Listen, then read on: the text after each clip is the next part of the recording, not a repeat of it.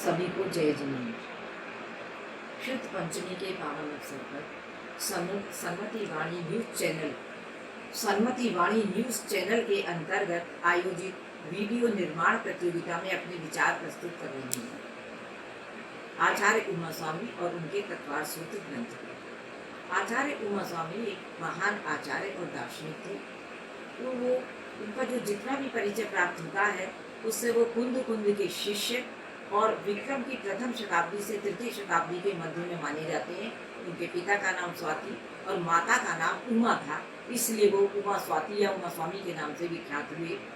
उन्होंने जिस ग्रंथ की रचना करी उसके बारे में, तत्वा सूत्र के बारे में ये कहा जाता है कि वो किसी दिन एक आहार करने के लिए सिद्ध श्रावक के घर में गए।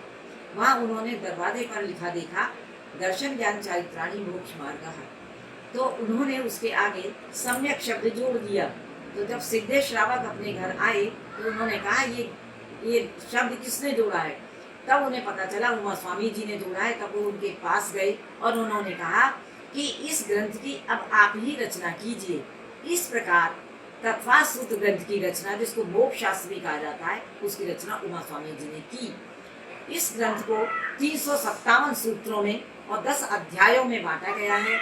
इसमें पहले अध्याय में सम्यक दर्शन, ज्ञान चारित्र और ज्ञानों का वर्णन है।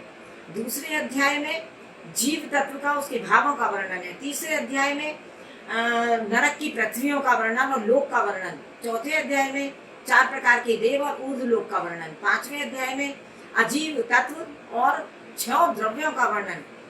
6ठे और 7वें अध्याय में पुण्य शुभ आश्रम और अशुभ आश्रम का वर्णन।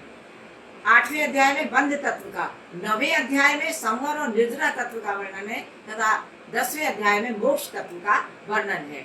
इस प्रकार से इस ग्रंथ की जो विशेषता है वो ये है कि ये 10 अध्यायों में हमें नरक निगोध से लेकर के मोक्ष तक की यात्रा करवाता है, मोक्ष में पहुंचाता है।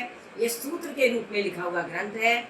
जैसे कि बिहारी ने अपने सत्सैया के दोहे लिखे, उनके लिए कहा जाता है कि सत्सैया के दोहरे जौना बक्के तीर, देखन में छोटे लगे घाव करें गंभीर। इसी प्रकार ये सूत्र हैं कि देखने में तो छोटे हैं लेकिन जब उनका विस्तार करते हैं तो वो बहुत अधिक लंबा होता है। ये बहुत अर्थपूर्ण है। संस्कृत भाषा में लिखा हुआ ये ग्रंथ है और जो महिमा कुरानों में मुसलमानों में कुरान की और क्रिश्चियंस में बाइबल की है, वही महिमा जैन धर्म में इस ग्रंथ की है। और इस पर सर्वाधिक टीकाएं लिखी गई हैं।